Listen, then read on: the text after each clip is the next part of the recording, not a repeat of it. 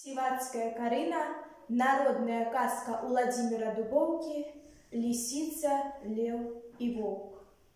Лисица, лев и волк пайшли на поляванне. Прастор увесь замолк ад страху і чакання. Ідуць паляўнікі, здабычу ловяць, давяць. Здабытак быў такі: каза, алень і заяц. Лев кажа да ваўка: дзялі на ўсіх здабычу, дзялі па праўдзе, так як вучыць даўні звычай. Воўк атрымаў загад: не траці часу марна. Ідзе дзяльба на лад. Казу табе, ўладар наш, лісіцы зайца дам, аленя з'ем я сам.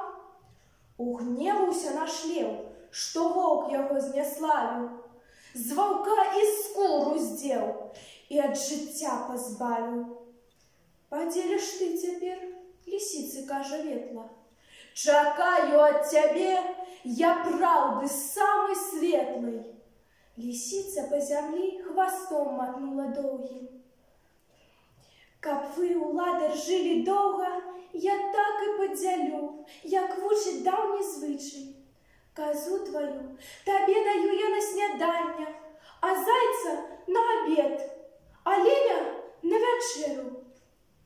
Вось дзякую табе, тваёй дзяльбе я веру. Скажы ты мне цяпер, хто навучыў цябе разумна падзяліць так? О, ўладар вялікі наш, вось гэты самы воўк навекі што замоўк.